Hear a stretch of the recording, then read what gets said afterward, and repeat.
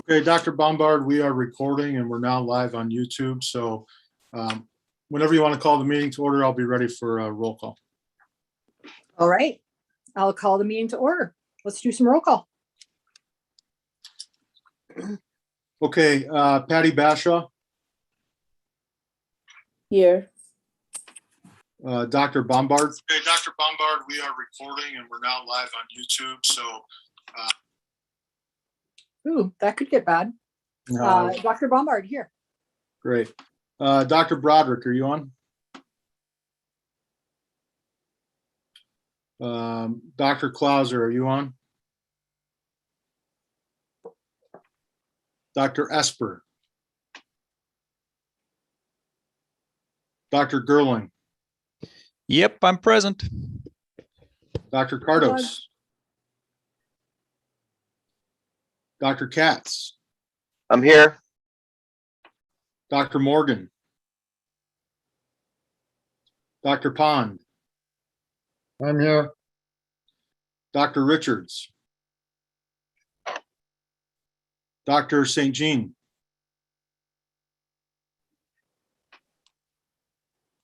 I'm here. Thank you. Tammy Trombley.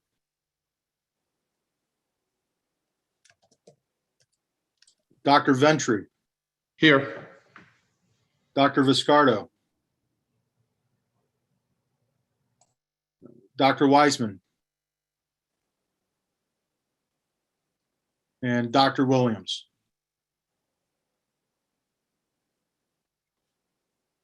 Okay, is there anybody, any physicians I missed? If I missed you, just speak up now.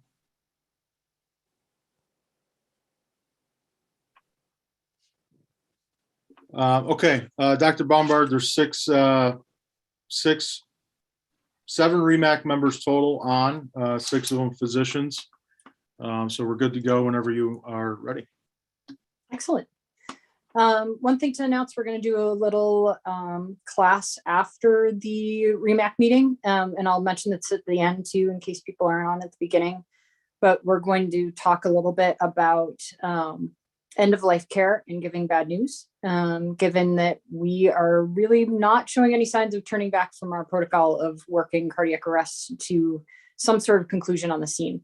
And this is something we probably should have talked about forever ago, but we didn't. So we're going to today. So we'll do that after the REMAC meeting.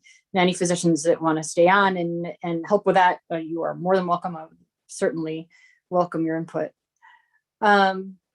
Let's review the meeting minutes. Hopefully everybody did that. And do we have a motion to approve the minutes from last meeting?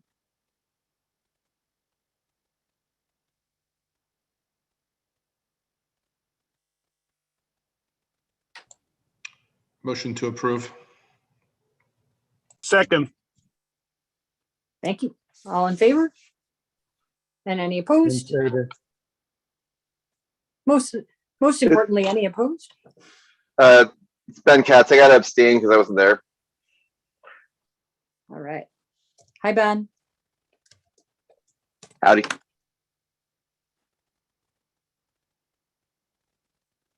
Can we pass the minutes? I couldn't hear if everybody was for or against there.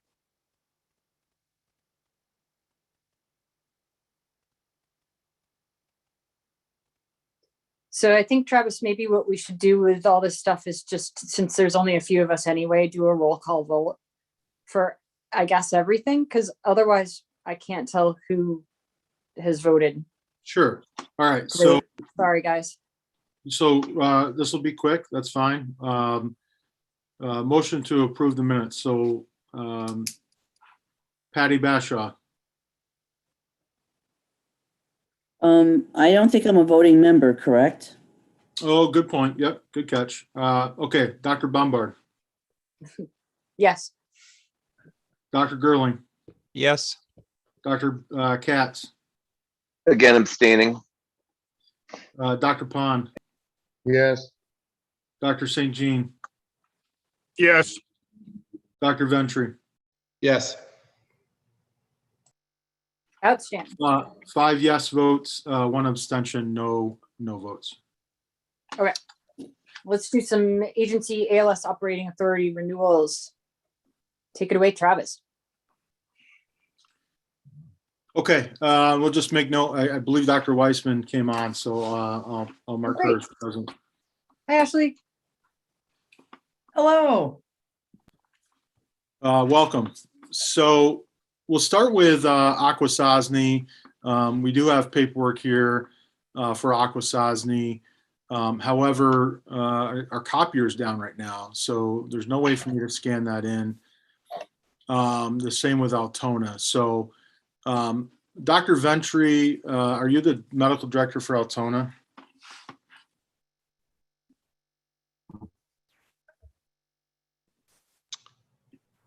If that falls under the CVPH, then yes. Okay. Otherwise, I'm not really sure if that one was added. Okay, and then Aquasasne. Dr. St. Jean, do you have Aquasasne now? Yes, I do. Okay. All right. So those are two that you're not going to see any materials for within the folder that the link was sent for, the Dropbox folder. So I just want to make sure that the physicians don't have any problem with those agencies. And if we have Scott Harwood or Storm Trainer on, who are the county coordinators for Franklin and Clinton counties, see if they have any concerns. But if not, then we can proceed. So, Docs, do you have any concerns with those agencies moving forward with ALS? Travis, I have no concerns about Altona. Thanks, Storm. And Travis, this is Scott. No concerns with Aquasasne. They do a great job. Okay. All right. So, so hearing no concerns, Dr. Bombard, I think if you don't mind, we'll go down through the list since these are all renewals until we get the Foothills. And then if it's okay with you, I'll just have you entertain a motion to approve all of them. Again, with the exception of Foothills, and we'll just have one motion and vote. Is that okay? Excellent. Okay. Let's do. I don't believe Tom Williams is on. Dr. Williams, are you on? He might be away. Tom Williams is away at a funeral in England, so he's out for the week. Okay. Well, sorry to hear that. I have talked to him about Fort Edward. There's no issues that would keep him from endorsing them for another 2 years. I do have his signature on paperwork, so that comes as a forwarded motion as well. Bruce Mason or Paul Zinn, from the county's perspective, any issue with Fort Edward? This is Bruce. I have no problem with him. So. Okay. The next is Fort Covington. Dr. St. Jean, I don't know, if you have anything to share or any concerns, and Scott Harwood as well as from the county. No concerns. Same. This is Scott. Same here, Travis. They're doing a great job. No concerns. Okay, thanks. And then we'll take the next two together, Keene and Keene Valley. Dr. Wiseman, I know you're certainly new in taking over these agencies, but we do have the renewal paperwork, and just want to check to see if you have any concerns, any reasons to maybe extend them until the next meeting versus 2 years. We typically keep it in line with their state EMS agency renewal and give them operating authority at the ALS level that they're at for 2 years, unless something comes up. I have no concerns. I've worked with them a number of times and gone through some of the cases with them. So yeah, no concerns. Awesome. Matt Watts, are you on? Yes, I am. Any concerns Hey, with Keene or Keene Valley? No, none. Hey, none. it's, who's the medical director for Keene? I'm sorry, is it you, Dr. Pond? Yes, sorry. My apologies. I always get that one mixed up. I put the two together and get that mixed up. Okay, yeah, I'm fine with Keen. Okay, very good. So the only thing, with hunting season right now, there is a little bit of a coverage issue, but they seem to be working together, to help cover that. We went over, a couple days ago to cover a mutual aid call for them. Okay. Okay. Warrensburg is in the same boat. We do have a forwarded motion from Dr. Williams. Mickey, Guy, from the coordinator's office, do you have any concerns about Warrensburg? No concerns about Warrensburg. Mainly handle the primary calls and occasionally drop second calls, Okay. but no. So hearing none with those 7 agencies, Dr. Bombard, do you want to entertain a motion to approve those 7 for a 2-year renewal of ALS operating authority? Even better, I'll make a motion to approve all of those for ALS operating authority. Can I hear a second? Second. Excellent. Any discussion? Okay, Travis, why don't we do a quick roll call vote for this as well? Okay, you got it. Dr. Bombard, Yes. Dr. Gerling, Yes. Dr. Katz, Yes. Dr. Pond, Yes. Dr. St. Jean,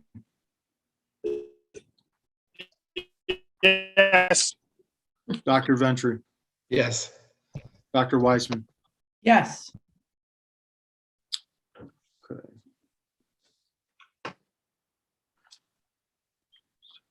It's 7 yes votes, 0 no votes, and no abstention, so it passes.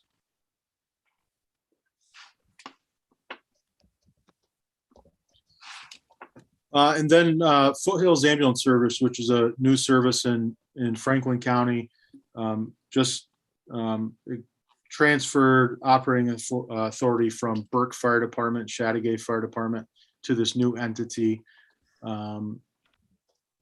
At the last meeting, we addressed giving them temporary operating authority.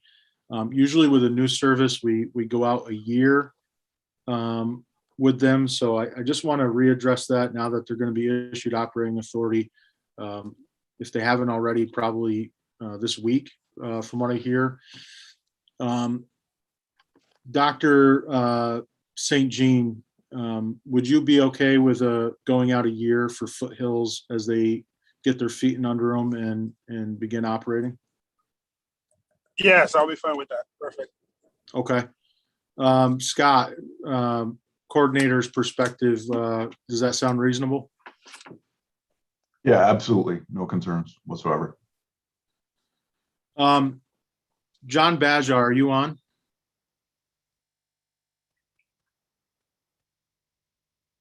I think Craig is on. Okay, yeah. Craig or even Scott, I just want to make sure, paramedic level, yeah?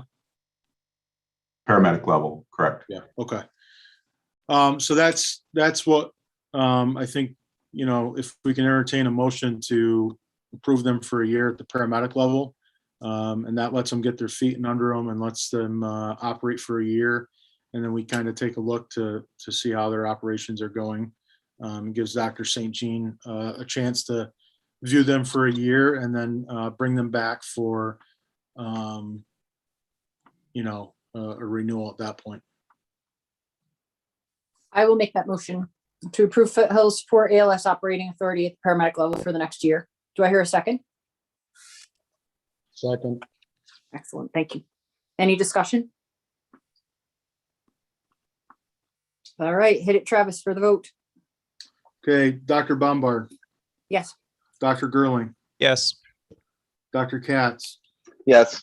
Dr. Pond, Yes. Dr. St. Jean, Yes. Dr. Ventry, Yes. Dr. Wiseman. Yes. Okay, again, 7 yes votes, 0 no votes, no abstentions. The motion passes. Thank you, everyone.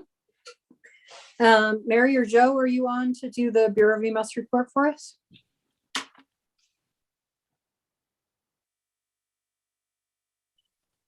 Maybe not. Can you see if they're on, Travis?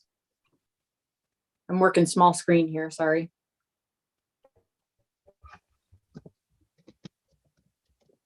Yeah, interestingly enough, I don't see them on. Okay, well, maybe they'll pop up later. I know Let's press- Mary's been working Surgeon Flex, so it's possible she got tied up with that. Well, maybe they'll pop up later. We'll just keep an eye out for them. All right, lacking that. Let's do some education reports. Mountain Lakes, that's you, Travis. All right, well, we'll keep it fairly short. We have several courses running in the region. We have Mountain Lakes courses. That is, we have an AEMT that's running in Essex County in Lewis, a couple AEMT courses running in Washington County, an EMT original refresher running in Washington County. We are planning for a course that's been announced and registrations open, EMT course in Essex County. And soon, hopefully announcing a course in Lower Warren County as well.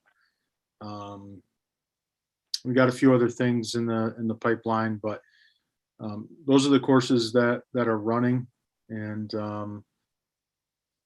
like I said, I'm gonna keep it short here for the REMAC. Does anybody have any questions about courses or concerns about students, whether it's in the clinical setting or in the field setting, or anything? Any questions you have about education, please fire away.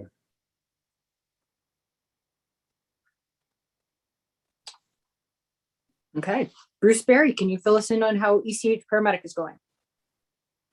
Yeah, hi, good afternoon. So our third class is doing pretty well. We're getting to the end of our phase 2 clinicals. We have one more phase, and then we should be done with our didactic and our clinical learning phases at the February.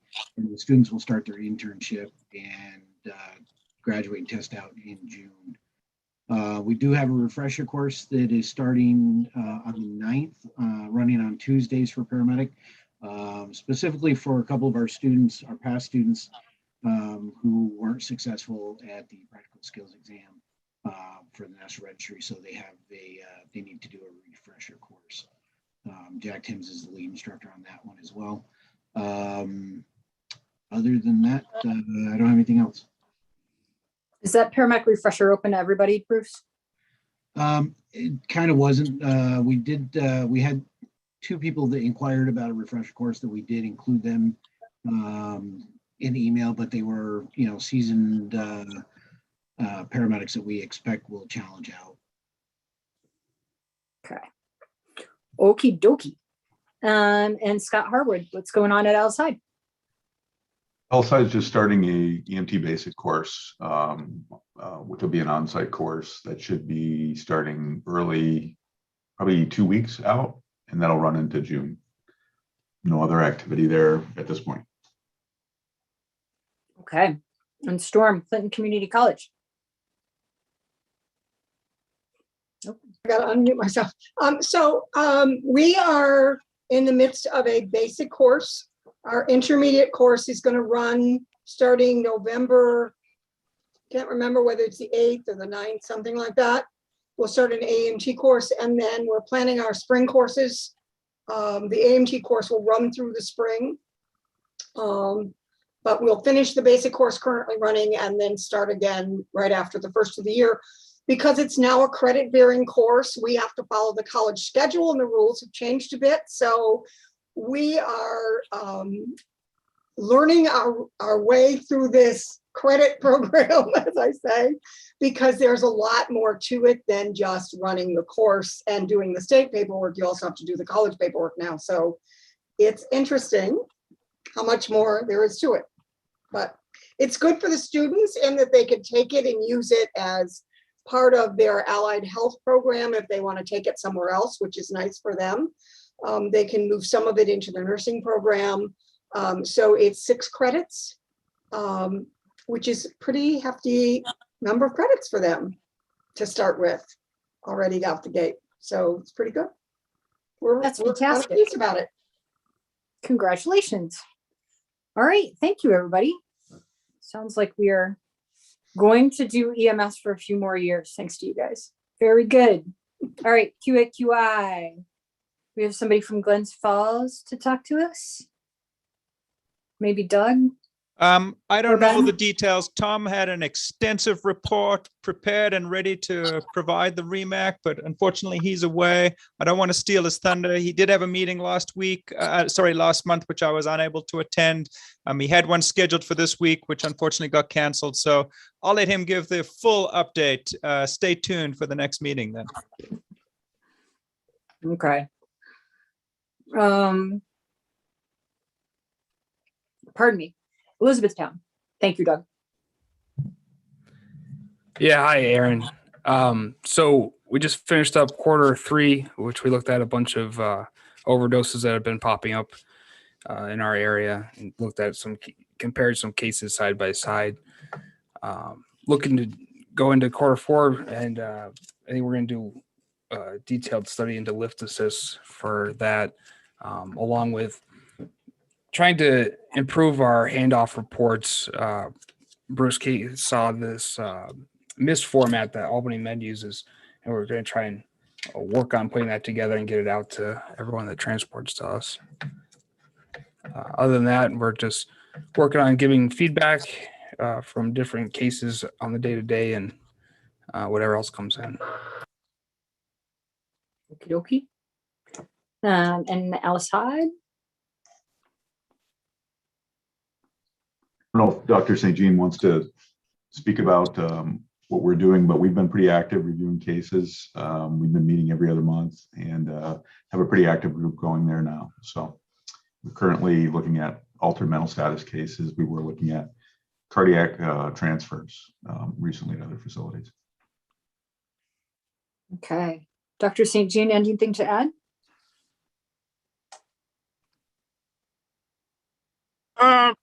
Yeah, I mean, we had a meeting a couple of weeks on the 14th.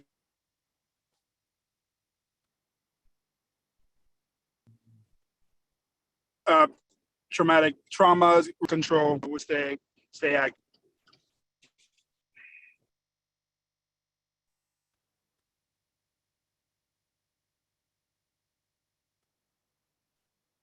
I think Dr. St. Jean is having some Adirondack internet over there. Oh, did you hear me? Can you hear me now? We're catching every little bit here, but the majority we've lost, I think. Oh, can you hear me now better? Yes, it's better.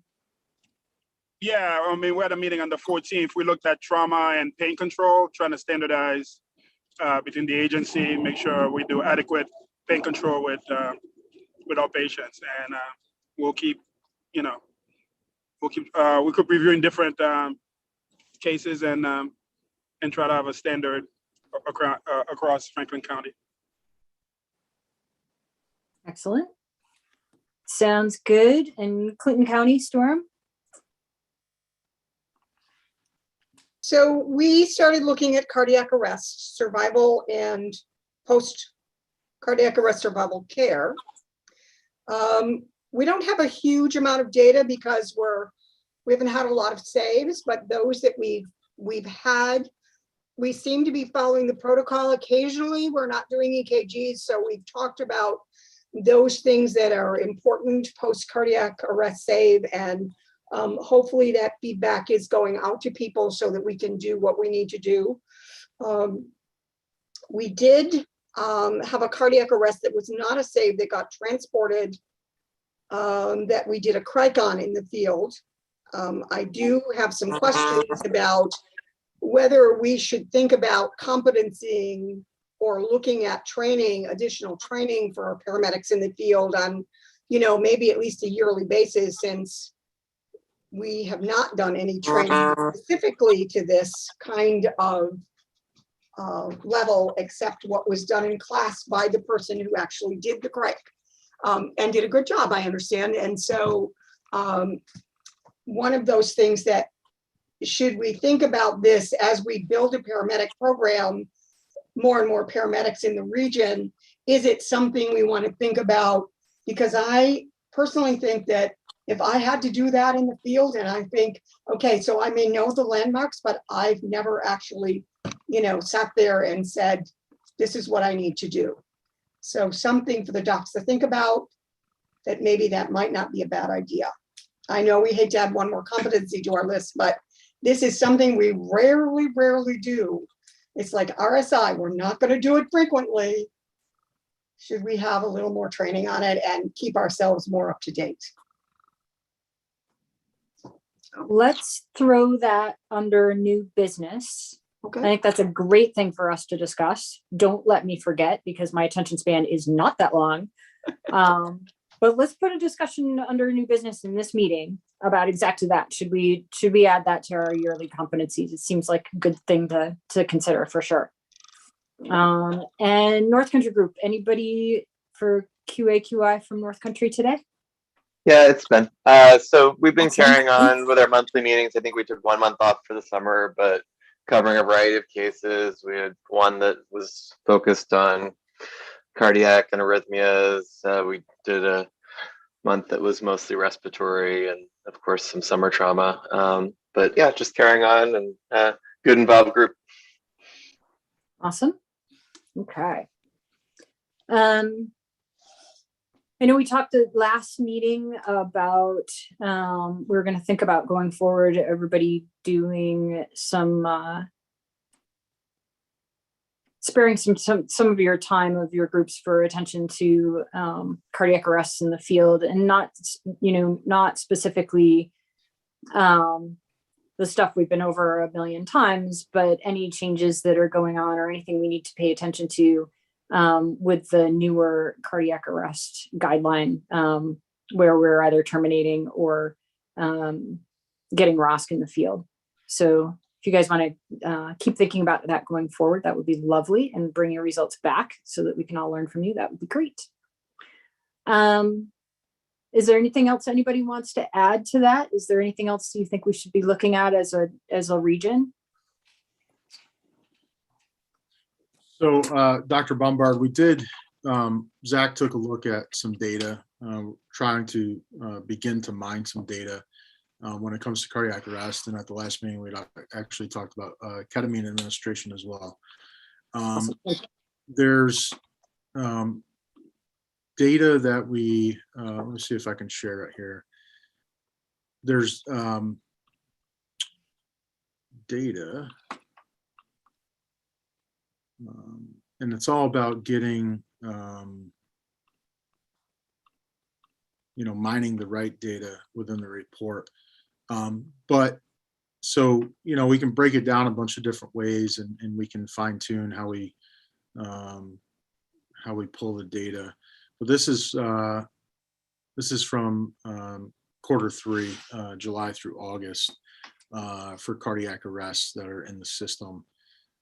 So we can break it down by agency and pull in the dates and the times, incident numbers, and then we can look at provider primary impression, what was documented, secondary impression, cardiac arrest time, and then all of the modalities that they perform. So chest compressions, ventilation, defib, medication administration, those sorts of things.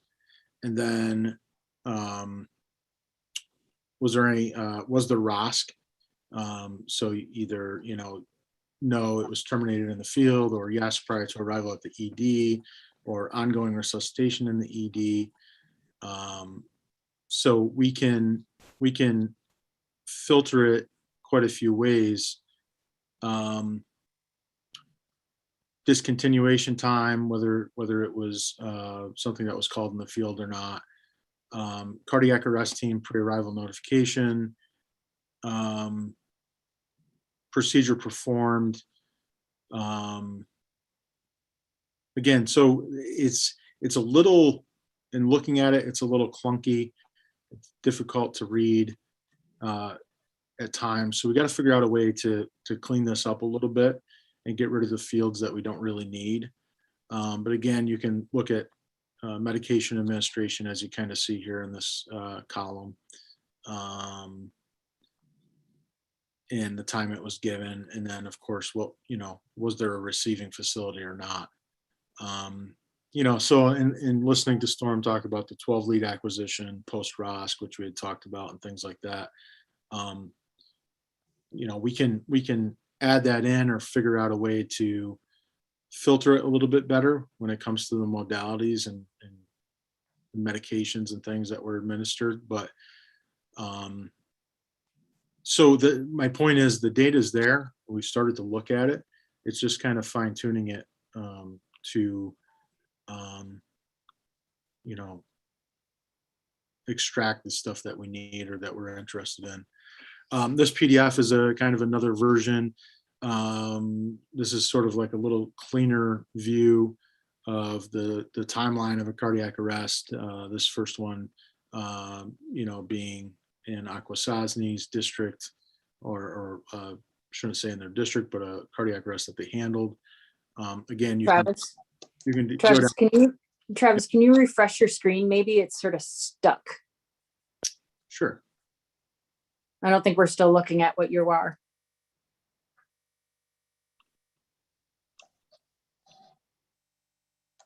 How's that? Much better, thank you.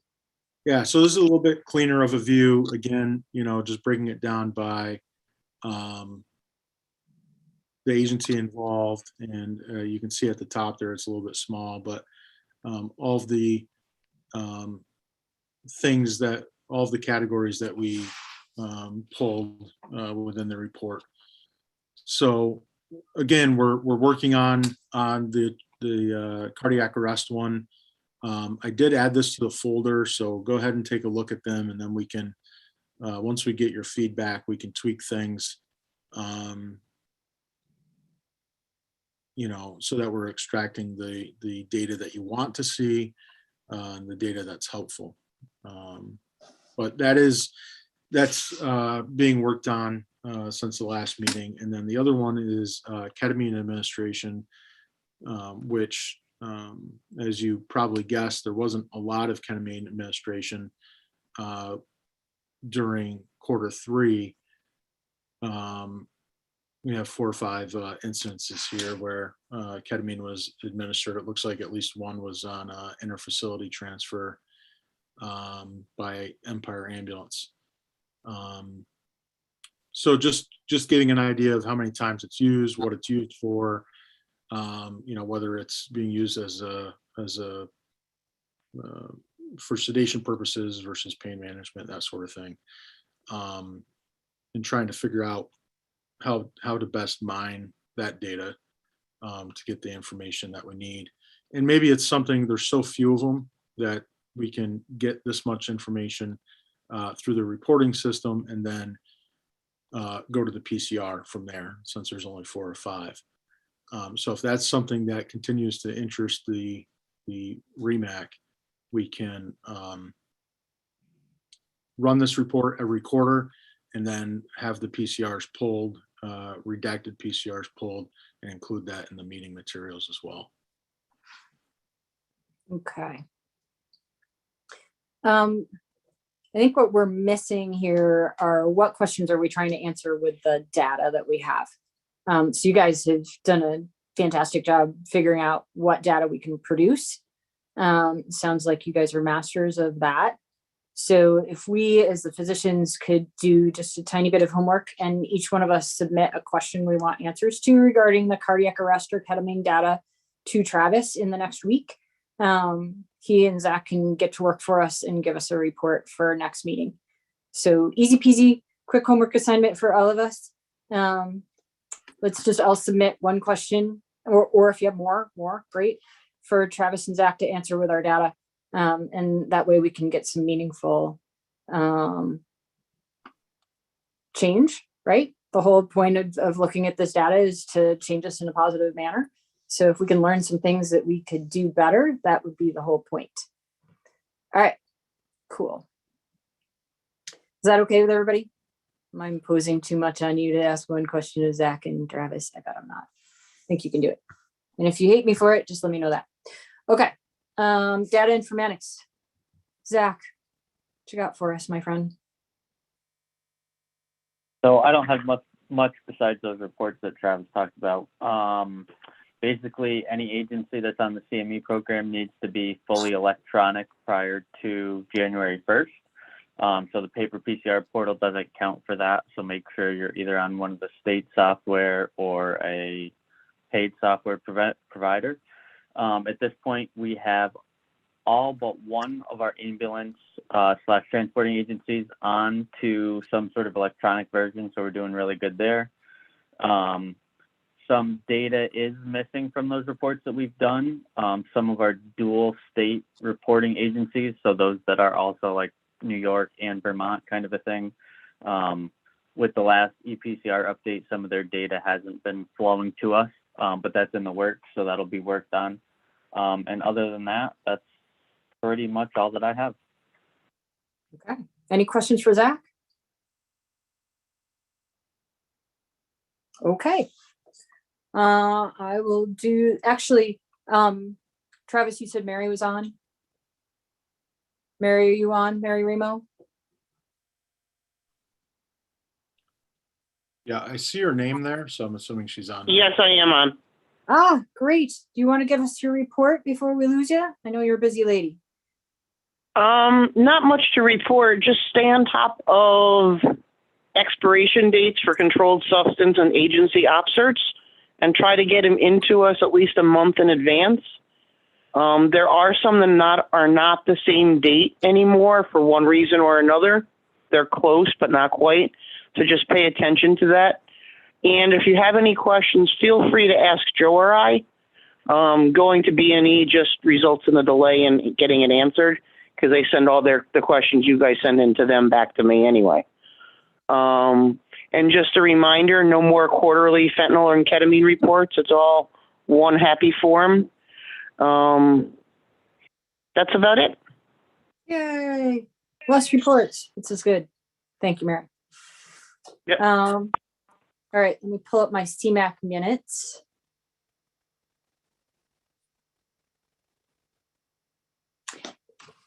All right, so Mary, you can probably actually chime in on this if you're still there. There's something at the state level called Surge and Flex, which we probably haven't heard a ton about in the North Country. I haven't, but maybe some of you have. It's an operations center at the Department of Health that's supposed to be helping with full facilities. So again, less pertinent to us, but more pertinent to the Albany, Syracuse, Rochester kind of areas where there are multiple hospitals to go to. Actually, should I interrupt? Yeah, please. One of your hospitals has been using it quite frequently. Alice Hyde has been on a limited diversion for OB services since they lost their OB staff.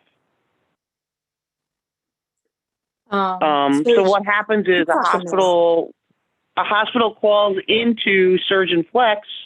We take the information and the diversion notices go out to the county, across the state, various counties, program agencies, etc. We also get staffing requests. We had a report of a fire in triage, in the triage bathroom. We get reports from nursing homes. People call up asking for assistance with how to get a COVID waiver for staff. It's basically a gateway to the health department where you get a live person that can either direct your call and have someone return it back to you, or it's an input for information. It's actually quite useful. Cool. So that was much better put than anything I could have done. Thank you, Mary. No problem. So please be aware that this is a resource open to all of us. And if your hospital, like my hospital, is having difficulty because you are bursting at the seams, giving the Department of Health Surge and Flex office a call might be really useful to you, not only with information dissemination, but maybe with some resources as well. Is that right, Mary? That is correct. The other thing is EMS has been a valuable resource with the Surgeon Flex line because there's the associated survey or a Drupal form that you can fill out for an extended delay at a hospital facility. We try to encourage people at the 45-minute mark or longer to fill it out. But that has alerted us to some problems that the hospitals are facing before the hospitals really realized that there was a problem. So Travis, if you could send that out to everyone again, we encourage anyone to fill that out. And it's not punitive at all, but we're just tracking, showing where the system is falling apart. Basically, it's all information gathering and trying to fix the holes. Excellent. Mary, could you send the information to Travis for dissemination as to how to get a hold of Surgeon Flex? Because I don't have that myself. Yeah, not a problem. Perfect. And I have the link for the wait times survey. So this is another thing. This was actually the next thing on my CMAC agenda. We as EMS providers have been encouraged to fill out a survey that goes to the DOH when you've been waiting for more than a half an hour or 45 minutes to get into an emergency department. So this is when the ER staff either asks you to wait on the ramp in your ambulance with your fevery, coughing patient, or you end up sitting in a hallway for that kind of period of time or longer. We know that this is happening throughout our region. Albany Med wait times have been up to 2.5 hours sitting in your ambulance on the ramp. So if you think you have it tough, you can feel sorry for those guys. But that doesn't make any of it right. And it's certainly something that we all need to work on. So there is a data reporting link and I will send that out.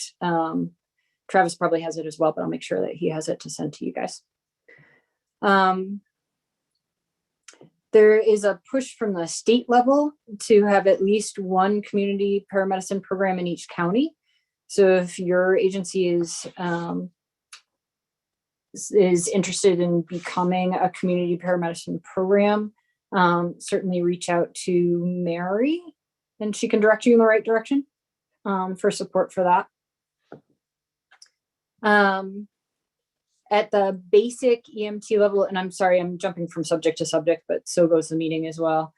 At the basic EMT level, this is really an interesting change partially because of COVID and the difficulty of getting clinical sites.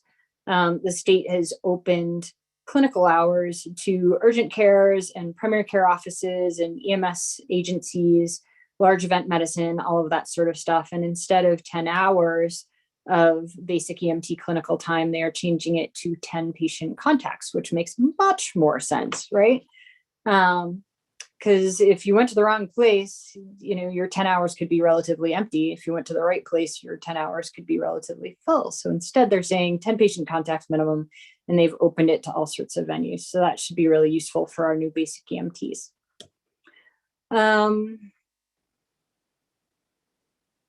Let's see. There's some EMS supervisor leadership training that's going to be rolled out in the Vital Signs Academy from the state. So keep an eye out for that. Also, there's a mental health and substance abuse class that's being rolled out.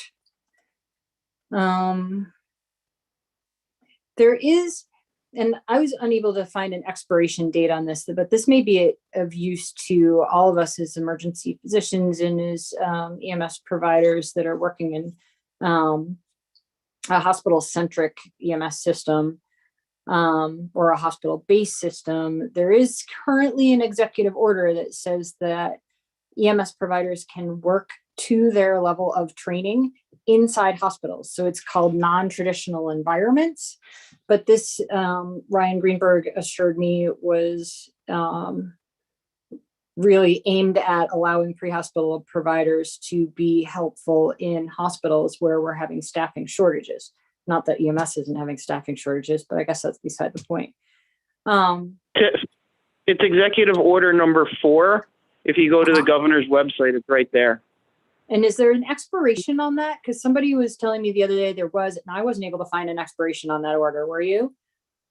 There is an expiration date or unless renewed. What's the So I expiration don't date? think we've hit, I'm not sure, but I don't think we've quite hit it yet. Okay. Which 'cause I know if she it's just next renewed a week, bunch of this them. is sort of useless, but if it's not next week, this is sort of awesome, right? This means that we can start, giving our pre-hospital providers this rich experience of working in the hospitals, and we can start giving our hospitals this really exciting experience of working with EMS providers within them and supplementing their staffing. And I saw Ashley Weissman is very excited about this. So am I. So, Mary, do you have a second to see if you can find an expiration on that, just so we have an idea where we stand?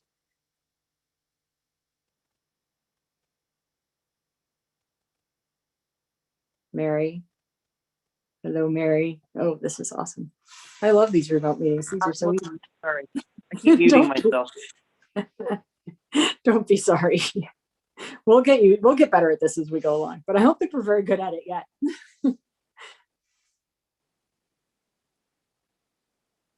All right, I think Mary's going to work on that for me. I'll keep going until you interrupt me, okay? We are accepting National Registry for Reciprocity directly right now at the state level, I'm told, which is great for anybody who wants to come here and pay New York State taxes. Good for them. And they want to tell us that they're not extending certifications for another year. Haha. But they already gave us a year of leeway, so I guess that's pretty good.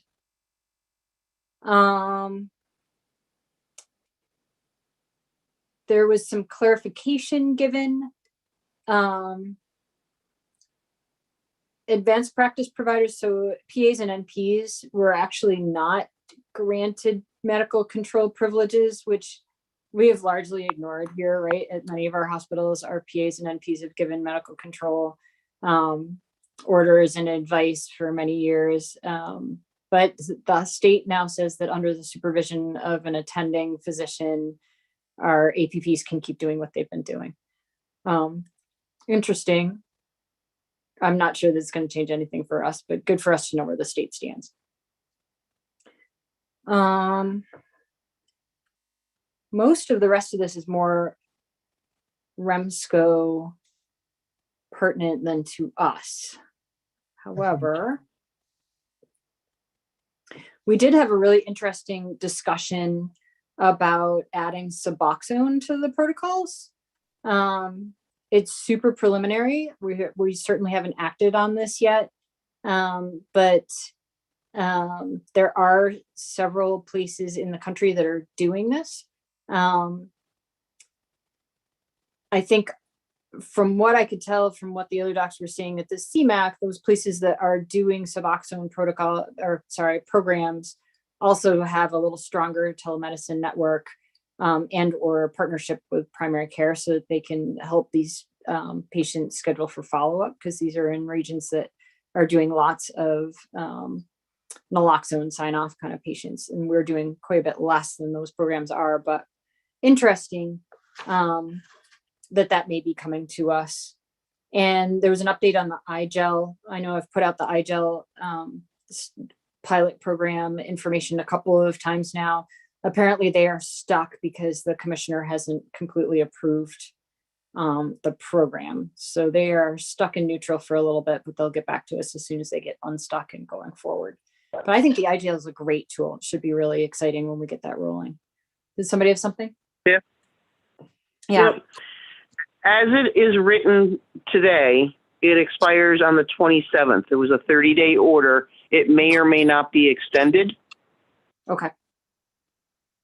So I guess we need to all keep our eyes on that. Sorry to give you an exciting news that'll last for 2 days, but if the executive order gets extended, that could be really pretty exciting for all of us. So I'll keep an eye out for it. If I see it before you guys do, I'll make sure to send you an email to let you know what I know. Thank you, Mary. And there was something that came up in chat. Sorry, I can't see it at the same time. Let me just pull that up to make sure I'm not ignoring somebody.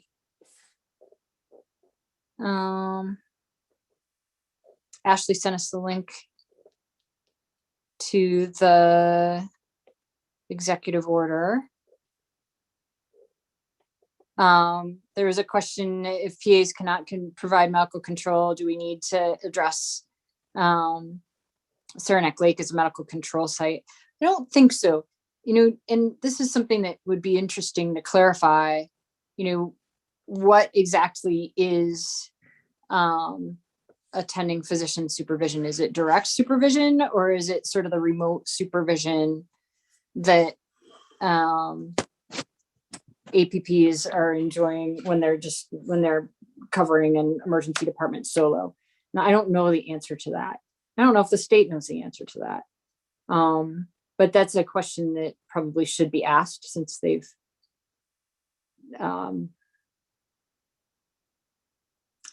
made clear that that's what they want.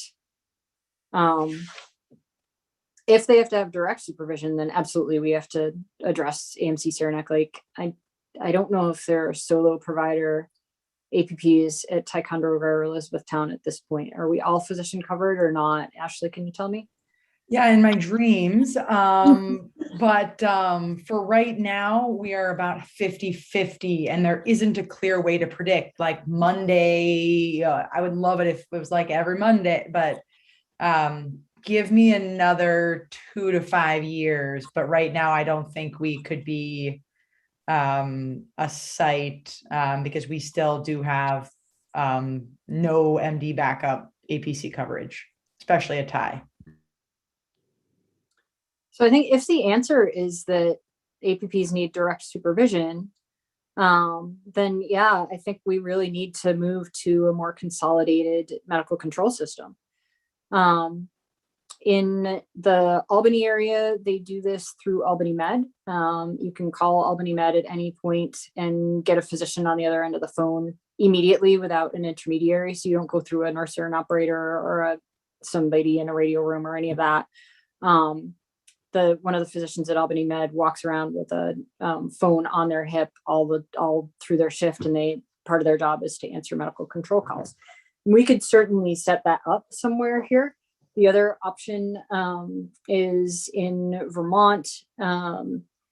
There's a rotating call schedule where medical control physicians cover, 8 hours a day per physician. And so 24/7, somebody has the medical control line, and it goes to their cell phone. They just shift it from one person's cell phone to the next. And whether that person's working or at home, they're responsible for covering medical control. So those are certainly options we can explore in the future, if in fact the state wants us to have APPs directly supervised. But I don't know the answer to whether that, that needs to be direct or indirect at this point. Just a comment with institutional memory. This has come up a bunch of times as recently as the last couple of years, in that, people come and go, locums, whatever, are doing medical control as well as nurses picking up the line. I am very much in favor of one place, one system with people that know what's going on. Just for the record. Sounds good. Would you be willing to take a few shifts, Mike? Nope, I got enough. So I'll have to figure it out. So Tip, I just respectfully, I'd like to counter it's Ben, but I think there's a lot of benefit to the receiving hospital giving control, just in terms of guiding the care that's coming to them. I think it's potentially problematic, especially since, my experience has been it's very challenging to do a good physician to physician handoff if you're giving medical control remotely.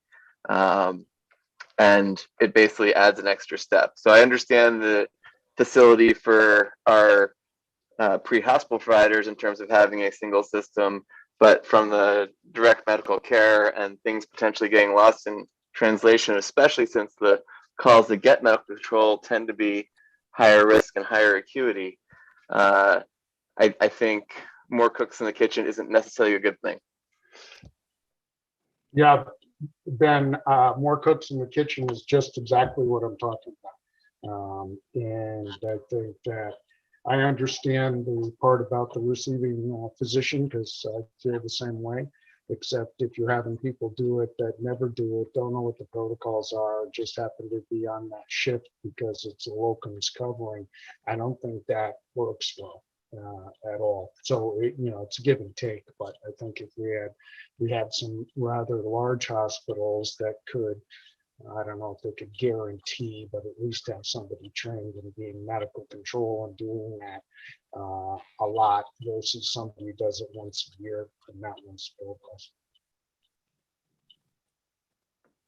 I agree with that. So, and I think you both make great points. Certainly there's a delay also when someone is doing the medical control work that's not at the receiving facility. So that's a speed bump as well.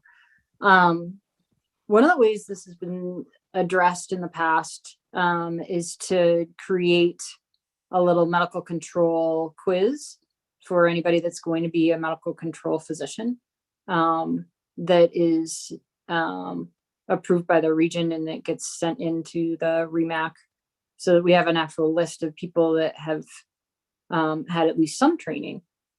Is that something that people would be interested in? Because I could certainly make something up so that we would have some continuity. So now here's some institutional memory for you. That used to be done 20 years ago. And I think we've left, I don't think we've done that for quite a while now, so. You actually had to take like a little course and be approved.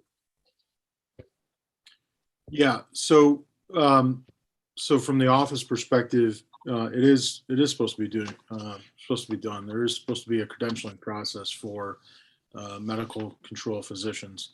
The problem we've always run into, and there's supposed to be some sort of training involved with that. So setting up some sort of self-study thing is easy enough, or something along those lines.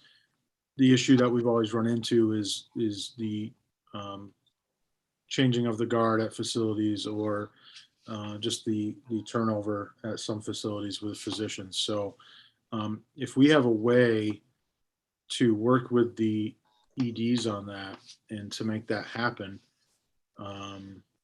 that would be good, because it always has been a concern as well. Is this physician picking up the phone? It's a little bit better now with the collaborative protocols, but previous to that, it was always a worry if they were going to be familiar with the protocols and the stop lines and things like that. So if we can figure out a way to do that, that would be ideal. Something we're quite frankly supposed to be doing.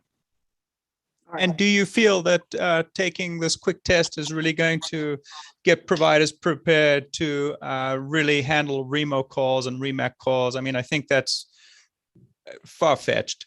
I would imagine most ER-trained physicians will have ability to give medical control online, even though they may not be specifically know the exact ins and outs of protocols. They're going to be fairly similar from region to region. And I think if somebody's say coming in and picking up a temporary shift or covering temporarily or per diem, I mean, it's extensive study if you really have to know a region's protocols, at a significant level, right? So I don't think a test kind of buys us anything. I mean, it gives a false sense of security, and it also gives ability to people to say, well, screw it, I don't really want to do, a REMO call. And frankly, then it's easier not to take the test and say, hey, I'm off the hook for all of this. I think each individual institution has to be responsible to ensure that its physicians are adequately prepared to handle this. So I think what a test gives us is some incentive for people to even find the protocols. So I will guarantee you, I don't know about it at Glens Falls, you guys probably way better, way more on top of this than we are, but I will guarantee you that probably 50%, if not more, of the physicians at Plattsburgh wouldn't know where to find the protocols to even reference them.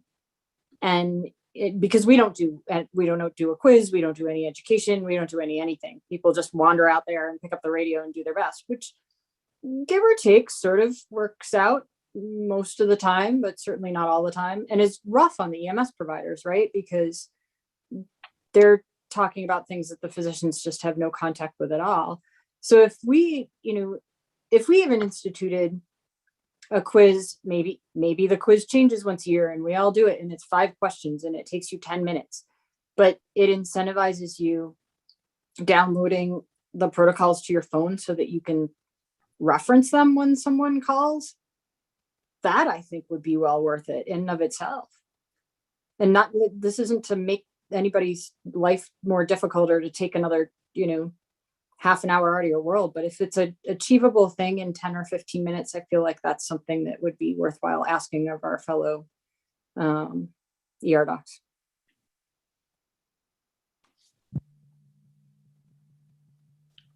Is it all right if I chime in for a second? I just Yeah, go for quick it. question.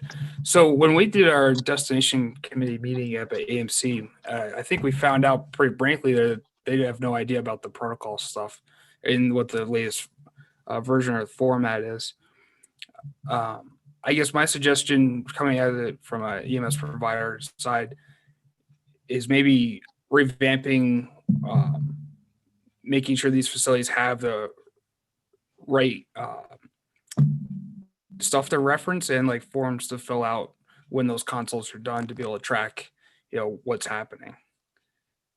And I know from working on the county Medicare side, I totally get that, if I'm going to call for med control and I'm in Thai, I'm either calling Glens Falls or Saranac Lake, but that either one of those facilities aren't getting the patient. So it's kind of a hard looking at when you go to, that provider seeing the whole case through, as was mentioned earlier. All right. So is there a way to do this that maybe it doesn't involve a quiz, right? So it's all about communication. So I think for me, the toughest thing would be getting the ER administration or the physician medical director, whoever it is, to communicate when they have new people and when people leave. That's always a tough thing because if you're maintaining a list of physicians who've been approved to provide online medical control, in many cases that changes more than our tech list changes, right? So is there a way to, as a physician's brought on, to just make it a tiny part of their onboarding process in the ED to receive maybe a one-page instruction on how to access some resources? Maybe it's on our website, some sort of online short training video, and then sign some sort of acknowledgement that they're going to download the protocols to their phone or have printed versions and at least be familiar with them.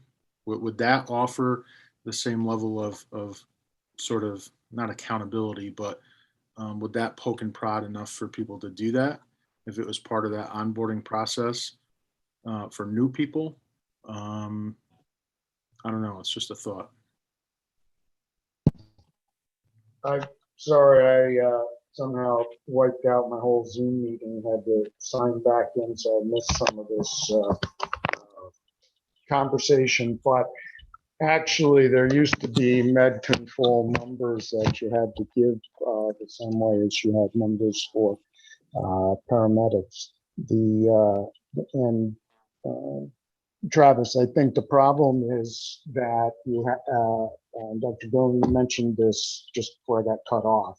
These aren't necessarily emergency medicine trained people that are taking these calls, and they turn over a lot. So that the only way, that's why I promoted the one hospital system versus a multi-hospital system, because you are putting people in there that, just don't necessarily do medical control at all. So that's just my thoughts. But, and it wasn't actually a little test It was actually a little education piece that they had to read, go over, and try to get, learn the protocols. But that truly is going to be very, very difficult if it's done in all the hospitals with all the providers that come and go. So the suggestion is one or two places that can at least try to guarantee somebody's trained to be there. We used to have med control numbers literally on the wall in front of you. You had one assigned to you. Yeah, I think that's a program that was established that we've really dropped the ball on over the years. And part of it, as you guys have alluded to, is we have a huge turnover in physicians and APPs in all of our hospitals now. I will say that from, having onboarded in recent years, you get a stack of stuff to sign and you sign it.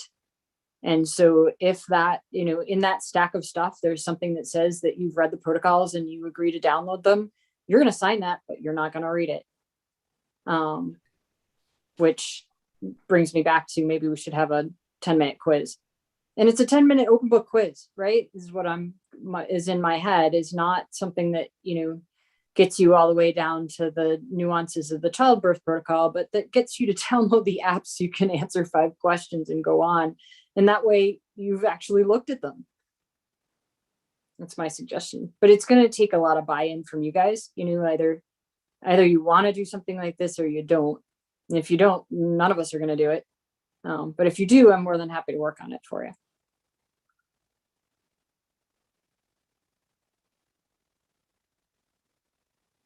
Anybody have feedback? Am I alone? I can't tell. So Tiff, it's Ben. I'm gonna say I did not find the base station course we did at Albany Med terribly helpful. Yes, you jumped through a hoop to say that you jumped through a hoop so we could check the box that you did it. But the fact of the matter is those emergency physicians that are interested in EMS are going to take the time to learn the protocols and be useful. Those that aren't are going to answer the phone and be clueless, regardless of whether they answer 5 questions or not. I think, to Travis's point, we need to have some minimum standards so we're meeting our regulations. But I don't know that a 5-question test is going to suddenly make someone who does EMS out of obligation as opposed to out of interest suddenly care. Couldn't agree more. Though I would like them to download the app. So if you have a better solution for that, I'm in. So I can't remember who made the point, but it's medical director buy-in. So, we're credentialing all these people to fill the holes in our schedules and all the per diems that float in. If the medical director isn't driving it, we as a REMAC can't make it happen. Agreed. All right. So in the interest of moving on, because I don't think we're getting anywhere here. Why don't I do this? I will send you guys some brief educational material. I absolutely love your contribution to this, and you can run it by your medical directors as you would, and I will find out about the APP question. Okay.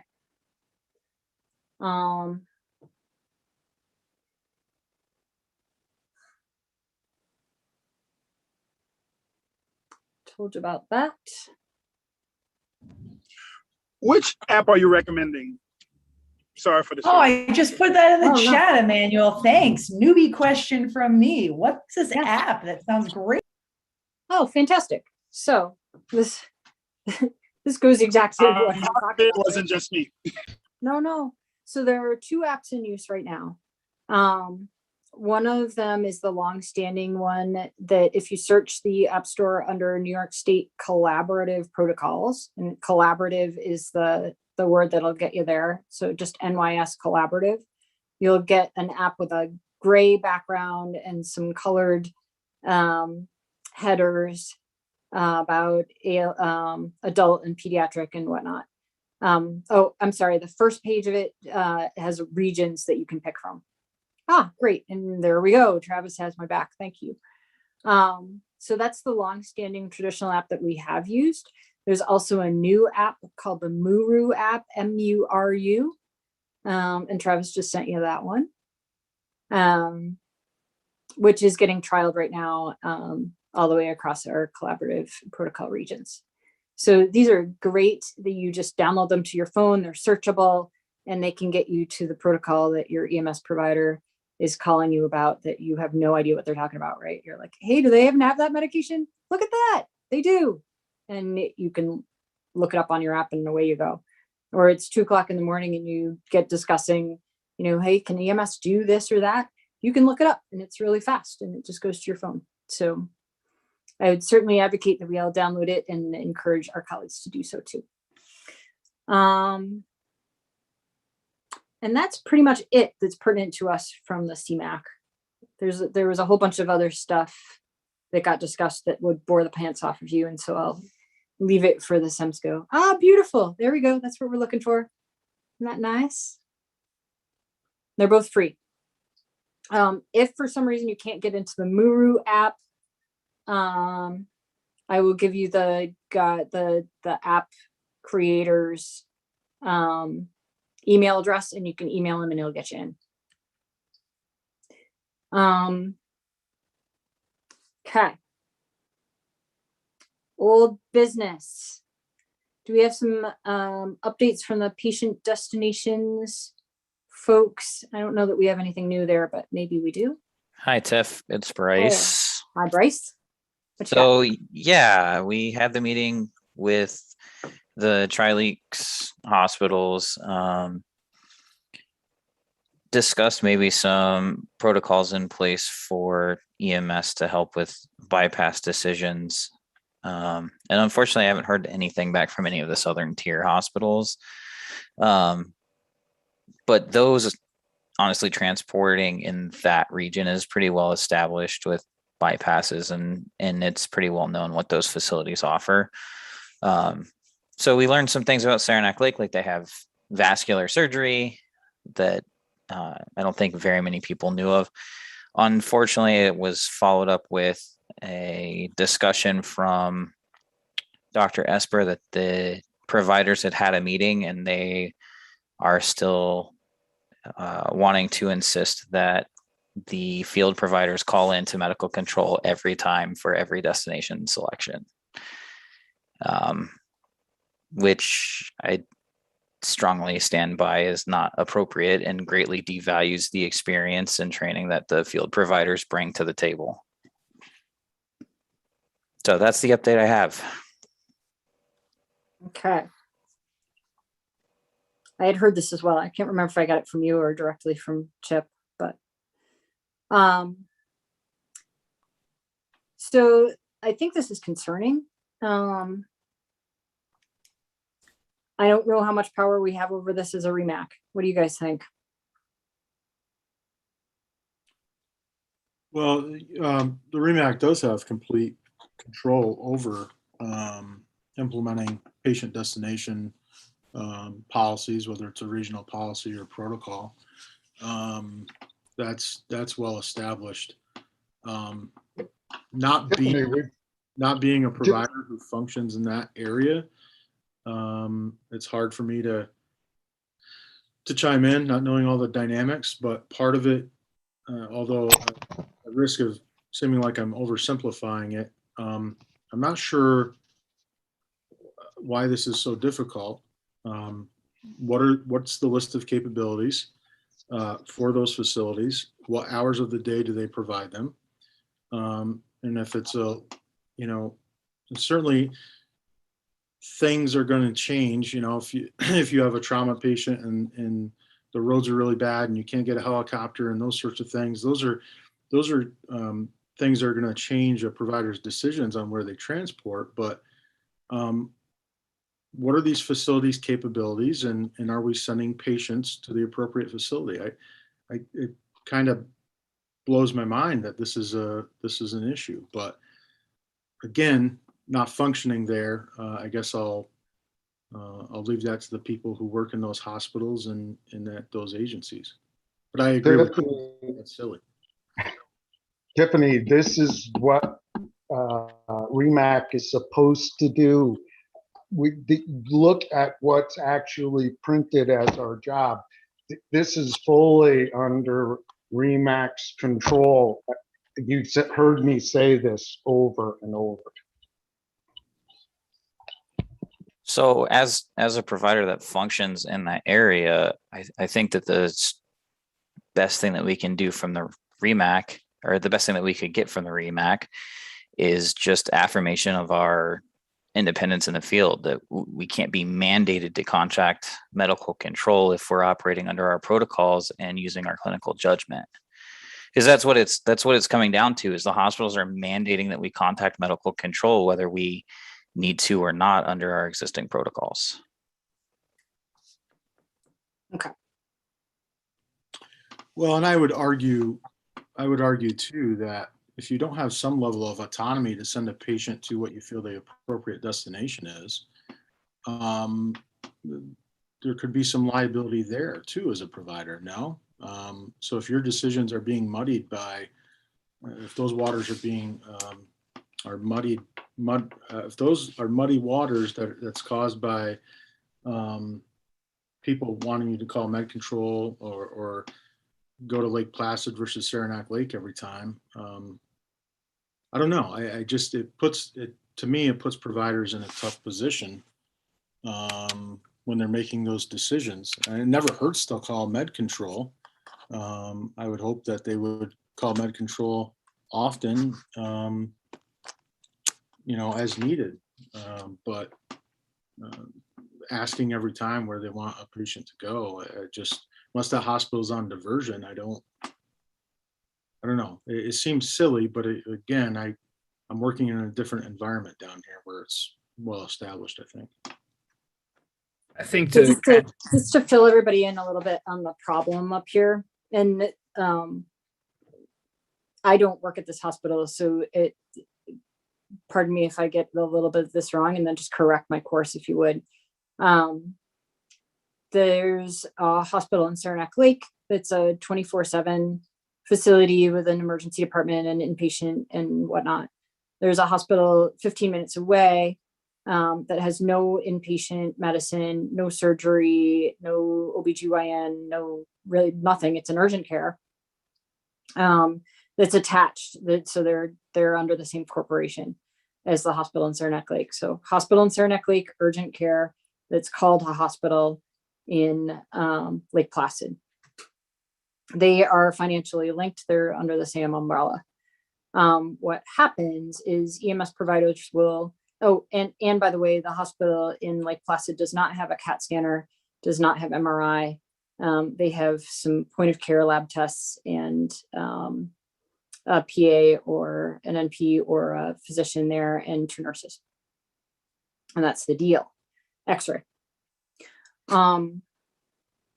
Occasionally, when pre-hospital providers are coming from the Lake Placid side, so from the Lake Placid direction and the towns surrounding, they are asked to call medical control at Lake Placid and ask for permission to bypass the urgent care in Lake Placid, even when it's very clear to them that their patients are not appropriate for that facility. So they have a head injury, they have, something that's going to require admission. And instead, sometimes when the ER in Saranac Lake is busy, the ambulances are asked to go to Lake Placid, start care there, and then the patients have to be transferred by ambulance to Saranac Lake. If the patients are not then admitted at Saranac Lake, then the patients are charged for both ER visits and the transport. If the patients are admitted to Saranac Lake, then those charges are covered by the hospital. So Tiff, Yeah. it's So one ER visit for each, but so I work in Lake Placid, and the majority of our transports from Lake Placid to Saranac Lake that we take are for CT scans that typically don't get admitted. And the current policy is if they get admitted, the transport is covered by the hospital. But if they get transferred for a CT scan and then are released, which is quite frankly, a lot of people that need CT scan to end up getting released, they're stuck with the ER bill, which covers both sites, but they're also then given our ambulance bill for the transport between the two. Now the So I am, protocols, oh, sorry, go ahead. I'm sorry. So I don't have to be politically correct anymore because I'm retired. So this is a good thing. So I think it's a bunch of BS to have to ask permission when you're maybe knee deep in, dealing with this patient, to take your time, get on the phone or the radio and say, hey, I want to divert, give a report. And then that's time you're not with your patient, taking care of them. Also, if they're going to that hospital, you're wasting time having them go through all the check-in, all the assessment, maybe some x-rays or whatever, to understand that, yeah, we knew they were going to Saranac Lake anyway. So my personal opinion is you're putting providers out there that we should be comfortable with them making the decisions. Let them make the decisions, let them take care of their patients, and let's get them to the right facility. Agreed. This seems pretty clear cut to me. And I totally agree with you, Patty. I think that I would love, just as a relatively new member, some more guidance. The situation is a little bit more nuanced when you go to a place like Thai or E-Town and you talk about small hospital bypass at facilities that some days you might have a APC without physician backup, but sometimes you have a board certified ER doc and a CT scanner and 2 nurses, and bypassing them, especially Thai, to go far away is far, right? It's kind of an hour to anywhere with higher level of care. So I don't know the right answer. I mean, I'm reviewing many cases that meet this gray zone of it's a really hard decision to make. So a 15-minute decision, what's going on there seems pretty clear cut that, even if the decision isn't right, the worst consequences, the patient ends up with a big bill. But I just wanted to use this opportunity to bring up this greater issue. I'd love some guidance or more uniformity or ability to provide EMS providers to access medical control for small hospital bypass, namely for Thai or E-Town, which have more resources, but don't have OB, don't have dialysis, don't have, neurology or a cath lab or any specialist, but can actually do quite a lot. So Maybe I'm opening Pandora's box. Dr. Weisman, the thing about, my full-time job is in Mariah, and I am like smack dab between Thai and E-Town. But we're given the autonomy that when I have a STEMI patient or a patient whose pacemaker's malfunctioning or pediatric trauma, I don't have to call anybody to decide to take my patient to Plattsburgh or take them to UVM for a trauma center. I don't have to call and ask to go to the higher level of care dependent on my comfort. And even in the Lake Placid region, I frequently am happy to consult with medical control, especially about things like ortho, because sometimes they have ortho in Lake Placid and they're going to set the bone and give them a soft cast and have them follow up outpatient. And that's all they need. But it's much more the super sick patients that I'm comfortable as a paramedic providing care for that are going to be admitted, probably intubated in an ICU at Saranac Lake, that I am in the middle of managing this very critically sick patient. And if I am following the protocols that are in place now from the hospital, I have to interrupt my care of this critically ill patient to ask permission to take them to the right place. And it's bad for the patient because I'm interrupting care. And there have been times that we've been denied the ability to go to Saranac Lake. That patient sits in Lake Placid. It maybe gets lab work started, and then we're transporting them in a worse condition from Lake Placid to Saranac Lake later. Totally agree with you on that, Bryce. That sounds totally clear. I think my point is that I want to try to create a better system for when the decision is harder. For example, when you have a pediatric trauma patient and you're in Mariah and you're like, man, should I go all the way up to UVM with this pretty sick kid, or is it actually going to be better to stop and stabilize someplace? Or, I think that this just brings up in my mind the fact that there is a spectrum here, and to dovetail onto the medical direction problem. I would just love for there to be some way that we could support field providers. Obviously, if you feel completely confident, you feel completely confident, but these are very hard decisions. I'm not sure I would feel completely confident making any of them. And I just, like I said, wanted to see if people had ideas of a way that we could provide more support in those cases where you've got the higher risk chest pain patient or some neurologic, complaint, and you're not 100% sure it's a massive large vessel occlusion, stroke, their fast ED scores kind of middle of the road or something like that. Mostly I'm saying you're totally right about the Saranac Lake thing, but if you go down the spectrum, is there a way that we could provide more support for some of these longer transports, small hospital bypass decisions? I think the biggest stumbling block currently is that neither E-Town or Moses Ludington is considered like a medical control facility. So unless you have a working relationship with either hospital, and I know that I can call the charge nurse in E-Town and say, hey, are you guys comfortable with this? Or do you think that I should bypass? I know that I can have that conversation, but if you don't have that relationship, it's not a medical control facility where you can call and have that discussion. Instead, you're talking to a doctor at CVPH or Glens Falls or Saranac Lake who doesn't know the capabilities of E-Town and Thai and therefore can't give good recommendations on the smaller hospitals. Really helpful. I really appreciate your input. Thanks everybody else for that. This is just a newbie problem, first couple months on the job, that has been something I don't have any idea exactly how to solve. Well, and I think Bryce, you said something that's really interesting. It's relationships and communication, right? So if the providers don't know what the capabilities of these facilities are, and to some extent that might change day to day, to Dr. Weissman's point, maybe depending on the day, it might be a PA in the ER, it might be a emergency trained physician or what have you. How do we communicate that?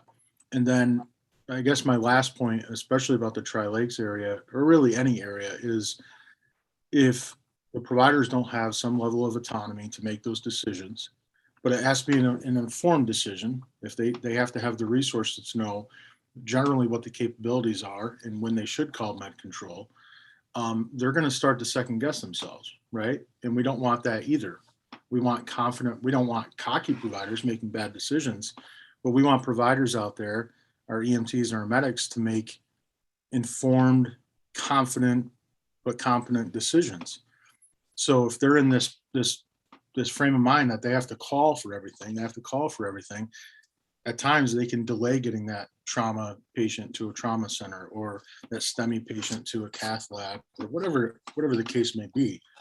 So I don't know what all the answers are, but I can tell you that the current situation is, it's not good. It's putting them in a really, really bad position, especially in that Tri-Lakes area.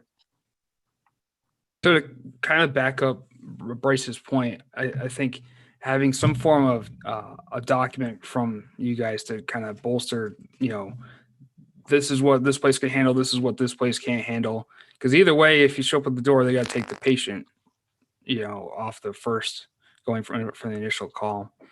And the other thing I've seen too is, you might walk into Saranac Lake and they'll be like, well, how come you didn't go to Lake Placid? And then you give your explanation, and then that's the end of the conversation. Like, they're a little upset, but you know what? They still got to do their job and move on.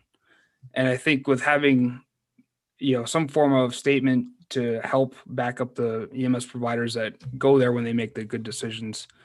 And, if there's any backlash, then that's something you'd probably handle on a case by case basis. But that's where I've kind of my thoughts on that. And I think it'd be. Go ahead, Aaron. And just to finish up, I think it'd be good if for our next destination committee meeting to have Dr. Wiseman join us to talk about the other end of the access count. I just want to say something. There's times for pre-hospital care when we can't even get the outcome that happened at the hospital, so that when Aaron says something and I say, well, what was the outcome? Well, I can't get it. So I just think, Travis, you should, yeah, I don't know if you can do it now, but you should send out to all the docs what New York State says REMAC should do, our job description, and then we should have this conversation. Because we've talked about this within the last 2 years multiple times. Mike and I have talked about this offline a bunch of times as well. So, you know, I was really hoping that we could collaborate with the hospital in Saranac Lake to get this done. And we tried that. We sat down, Aaron Bryce and I sat down with Dr. Esper, who unfortunately isn't on today. I feel a little bad because he's not at the meeting. On the other hand, I'm not his mom and I can't make him go. And we really almost thought we were getting somewhere. We had outlined, you know, what services they do and don't have available and what the services they have intermittently, and had kind of a nice talk. John Pillen, who was their chief PA at the time, was also in on this and was really helpful to us. And then Chip took it back to the, I don't know, board. Not the hospital board, but The whoever he collective works group for. of physicians Yeah. and PAs. At Saranac Lake, and the edict was, no, we want you to call for everything, which is expressly against the collaborative protocols that our pre-hospital providers work under. In those protocols, it expressly says that you should take your patient to the closest appropriate facility, appropriate being the operational word here. So, you know, we tried doing it nicely. And I think I agree with you, Mike, that it is time for us to write some guidance from the REMAC level and say, no, this is not acceptable. Our EMS providers will call when they need guidance, and when they don't need guidance, they will go to the closest appropriate facility, as they have been directed to do by their protocols. End of story. This is out of your hands. I think it's time.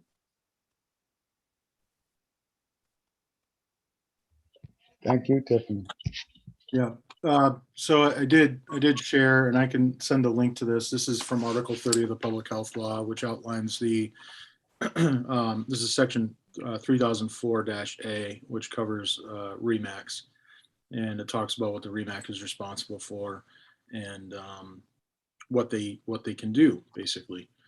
So just briefly, it says the REMAC can shall develop policies, procedures, and triage and treatment and transportation protocols which are consistent with the standards of the State Emergency Medical Advisory Committee, and which address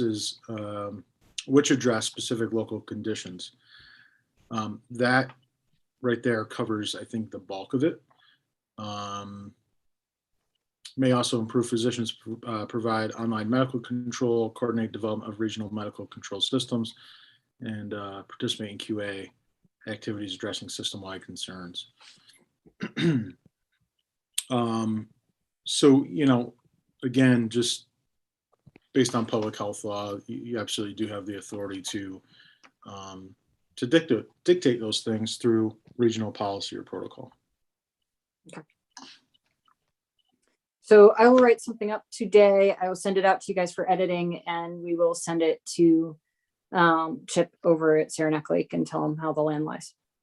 How about that? I think what you need to do is literally take the quotes out of that statement and apply them to your letter, because the problem here has been either apathy or resistance or I don't care, or it couldn't even get anybody at Saranac Lake to even deal with EMS. And it's not their job to do the regional system, although they're supposed to participate. Yeah, which they're not doing as well, which has not gone unnoticed, but one problem at a time. Okay. Well, it's part of the problem though. If you don't It is part of the participate, problem. you're not going to do. It is, but if I, go at them with 20 things to correct, then I'm going to get 0. And if I go at them with one thing to correct at a time, then maybe we'll get some motion. So But I'm not ignoring you, believe me. Well, I I'm hear not you. implying that you have to make it two things. It's actually one, but you're right. Something to start with. Yeah. Okay. And we won't lose sight of the rest of that. And I am deeply disturbed that they are not sharing information with you. That's not okay.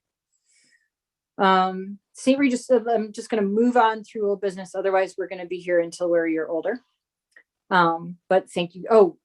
I suppose Ashley said she seconds the motion for me to write a letter, which means that apparently I made a motion to write a letter. Any further discussion on that? I don't mean to shut you guys down. Okay. All in favor of a letter to Saranac Lake, which you guys will all edit before it gets sent anywhere. Aye. Aye. Aye.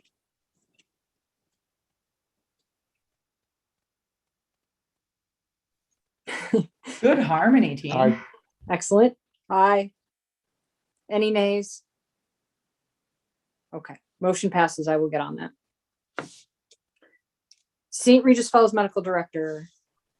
What do you have there, Travis? Well, so this is sort of a carryover. We had a question regarding who their medical director was. And the latest physician to sign their paperwork is Dr. Frank Masilla, who used to be on this body. And then Frank didn't have any agencies left.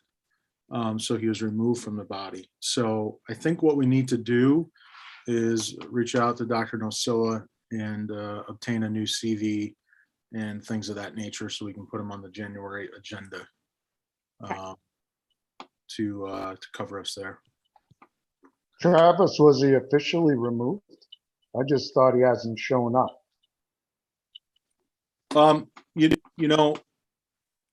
That's what I recall, but let me go back. I'll check the minutes, Dr. Bond, and see what's in the minutes. And, we'll go from there, and I'll coordinate with Tiff on what correspondence to send to him. It's a good point. I'll check it out a little bit further.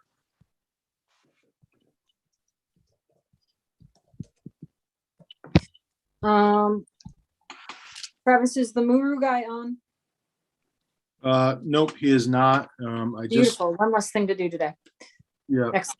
We'll bump that to the next meeting if necessary. All right, let's do new business. Tell you what, for efficiency's sake, let me just email you guys out a bunch of proposed 2022 meeting dates, and you can yay or nay them. What was the electronic signatures? So if you don't mind, let me just say this. The REMSCO is going to talk about 2022 meeting dates. Okay. So I know, I realize what you just said, but at the same time, I think if the REMAC has any thoughts before tonight, then we should probably share them. Regarding the signatures, we've mostly required, whether it's credentialing paperwork or advanced life support operating authority paperwork, actual signatures from physicians as a kind of control measure to make sure nobody was skirting a medical director or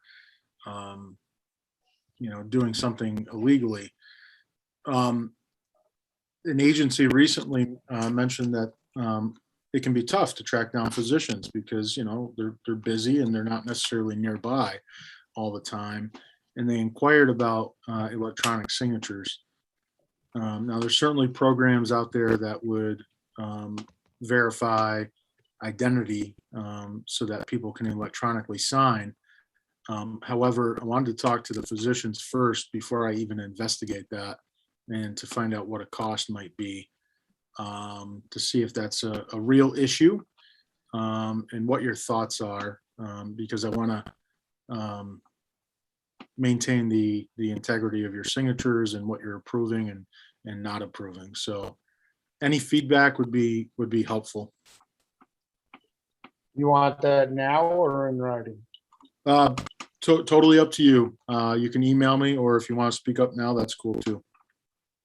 I'm totally in favor of it because I'm extremely hard to get a hold of, and I feel bad for folks chasing me around. And when I can do loans and all kinds of legal documents, everything with electronic signature, I think this stuff is just crazy to have to drop stuff off at the office, wait till me show up, get it to me, whatever, pick it up, ask Bruce. I'll tell you, it's ridiculous.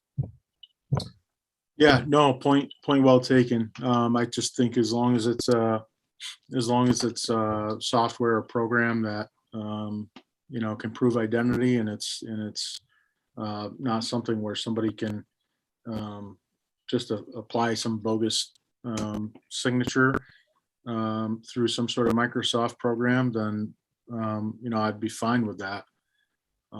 If that's helpful to you guys. Programs are out there, I think. Makes sense. Find my taxes. Travis? Yep. Yeah, I mean, I don't know too many of the program, but I've signed up a ton of stuff with DocuSign. Very safe. A lot of UVM Health Network uses it. Actually, a lot of companies. It's a huge company, and it's a lot of credentials, a lot of different things over the years. Over many years, I've had to use DocuSign. Obviously, I don't know how much it costs. Usually, the facilities or wherever are sending it, but DocuSign would be a good place to start. That I know of. I don't know anything else. Yeah, I tend to agree. I've used it quite a bit with a few real estate things over the past couple of years, and some other situations, and it seems to work well. Thanks, Doc.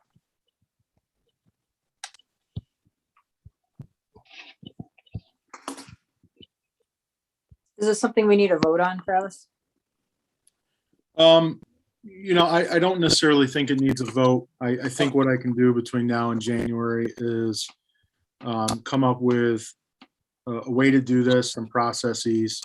Maybe the paperwork gets funneled through the office and we send it, via a program like DocuSign to the physicians or what have you. But let's add it to January under old business, and I'll have a solution for you guys to consider. Okay. I sign a lot of stuff just on my tablet with the new Word program too. That it's my signature. It's electronic. Technically, it's not ink, but it's not like the DocuSign kind of faux signature with your credentials behind it. So I think that's probably also fine. Okay. Does anybody have blackout meeting dates that you do not want to meet? Is there a month that you do not want? Do you want to try and, I know we sort of kicked around, or maybe I just sort of kicked around trying to do this just during non-snow times. But if we're going to continue to do either, Zoom or hybrid, then that's less of a problem. Because it sounds like the SEMSCO is going to just plain pick meeting dates unless we pick them. Yeah, so we typically try to avoid Ironman in July. So we try January, April, July, October, and we generally aim for that fourth Monday. At least that's what we've done it that way for a number of years. So we start there, and then we kind of see if there's any conflicts, whether it's school vacations or spring break or anything like that, and then we go from there. So. But if you're okay with January, April, July, October, and we pick from there, then it's a good place to start. So if the body feels like you're not meeting enough, or if you want to change months, that's a totally feedback that we could take to REMSCO and let's see what they want to do. But it's up to you. Looks like ASAP is October 1st through 4th in San Francisco in 2022. So that's not an issue if we're doing the 4th Monday. Okay. Does anybody have anything else you can think of that we should avoid?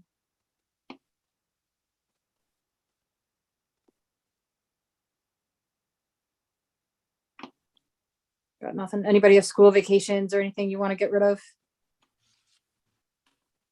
Or that you want to break from and you want us to do the meeting during your school vacations so you can get away? No. Okay. All right, Travis, I think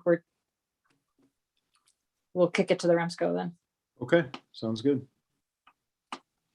And then the one last thing is surgical airways. So we had our first surgical airway in the region in a long time that I'm aware of anyway, at least up our way. I don't know, you big city guys down there in Glens Falls, you probably do them once a week, but we don't do them so much up here. And Storm brings up a great question, which is, should we do credentialing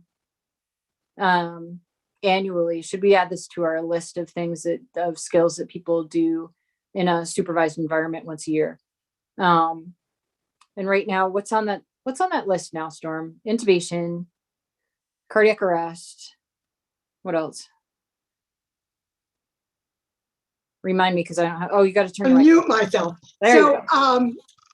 what's on it now? The only thing we actually removed was IVs the last time around. So what's We still left- on the list? Because I don't. We left you do mega this code, all. we left intubation, we left pediatric intubation for paramedics. And we left IOs. I think that's all that's left there. So Supraglottic or no?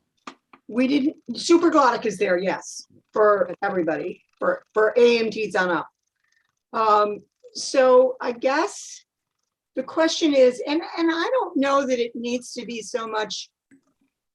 I think the only reason to make it a competency is so that if these people come to an educational event once a year to get signed off on it. I don't know that it necessarily needs to be so much a competency as an educational within the competency window.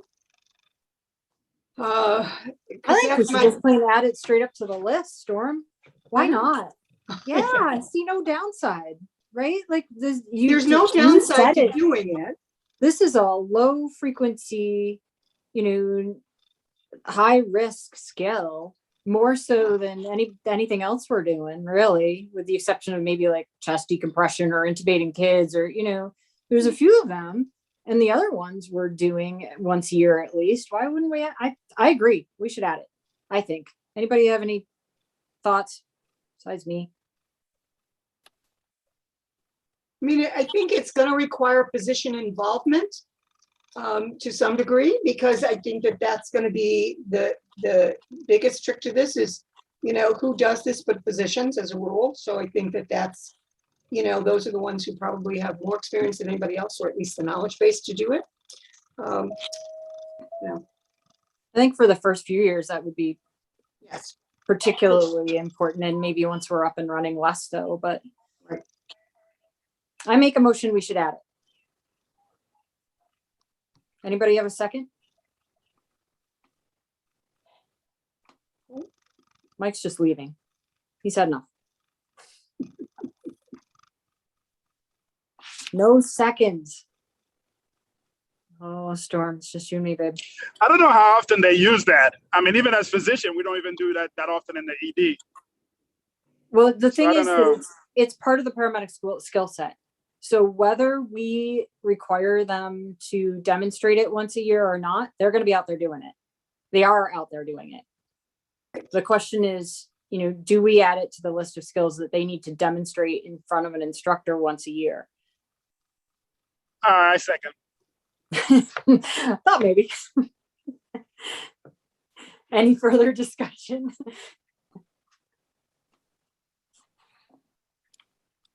Yeah, All so right, Tiff, Travis. I think if we're gonna do this, and I'm actually in support, I think we should also potentially use some REMAC funds to buy a mannequin to share, because the standard airway mannequins won't do this. And while yes, you can cobble something with vent tubing and whatnot, having an actual mannequin to practice this on would be hugely beneficial, and sharing the costs across the region would probably be a good idea.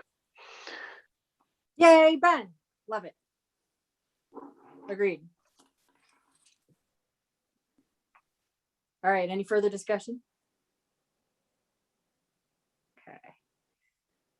It being my motion, I think I can reformat the motion and say I make a motion that we add surgical airway to the annual competencies, and we charge our REMAC to buy an airway mannequin for the sharing of all of us. That was badly put at the end. I started out okay. Can we have a second to that? I second. Okay.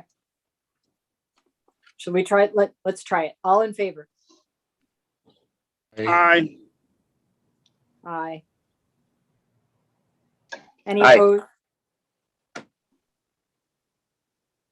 Okay, hearing none opposed, the motion passes.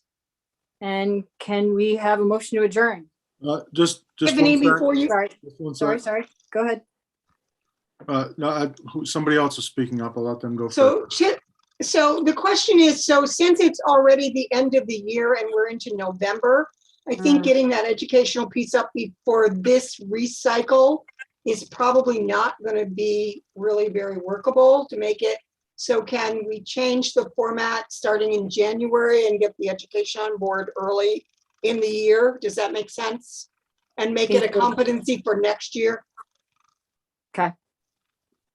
Let's do. Any objections to that? Okay, so we'll make the motion effective July or January 1st, 2022. That gives Travis some time to go mannequin shopping. Yeah, so we'll see what's on the market. We certainly have some things that we can access. It all comes down to money, right? But Bruce mentioned in the comments, we often use butcher shops to acquire animal trachs and things like that. Erica Telfmo was just saying in the chat exactly what I was going to mention. There might be some grant opportunities. This is also why we try to have these cadaver labs and things like that as well. But I want to make sure there's some public comments on the YouTube channel. I want to make sure they're read into the record. Please do. Stand by.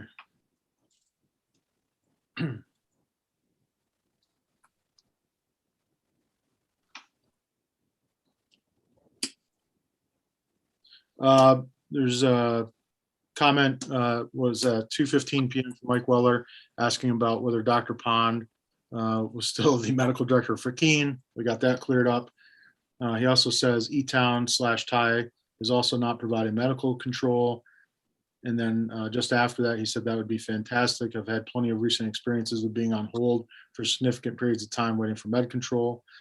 And then his last comment was, I would argue we do that and needle decompression in reference to the skills. So that was a suggestion from Mike Weller. And that is it for public comment on the stream. I just wanted to make sure those were read to everybody. Okay. Can we put a discussion on needle decompression competency on for next agenda? I don't want to hold people any longer than we already have. Yep. I think we conquered some good stuff today, but I don't want people growing gray hair to match mine while we're doing these meetings. So it doesn't make any sense. All right. After this, we are going to do a little discussion again on end of life care and giving bad news. So stay tuned if you're interested in that. And we're going to broadcast that as well. And may I have a motion to adjourn? Motion to adjourn. And a second. Can I have a second? Does anyone want to go home? Awesome. All in favor? Aye. Aye. Any opposed? Have a good evening. Thank you, everyone. All right, thank you.